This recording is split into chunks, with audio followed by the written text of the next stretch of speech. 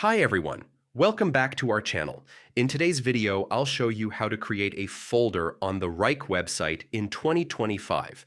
Whether you're managing a complex project or just trying to organize your tasks better, learning how to create folders in Wrike can make your workflow much more efficient. Let's get started. First, open your browser and go to Wrike.com. Click on the Login button. Once logged in, you'll be taken to your Wrike dashboard, where all your projects are displayed. Next, find the project where you want to create a new folder. Click on it to open it. Making sure you're in the correct project is important so your folder will be easy to locate later. Inside your project, look for the three-dot menu at the top right of your project dashboard. Click it to open additional options, then select Add Item. From the list of options, click Folder. This tells Wrike that you want to create a new folder to hold tasks, documents, or other items.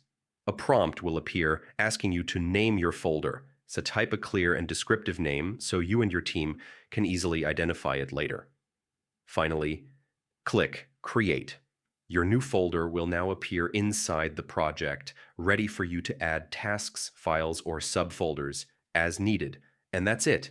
You've successfully created a folder on the Wrike website. Using folders like this can help keep your projects organized, making your workspace cleaner and your workflow more efficient. Thanks for watching. If this guide helped you, don't forget to like the video, subscribe for more Wrike tutorials, and I'll see you in the next one.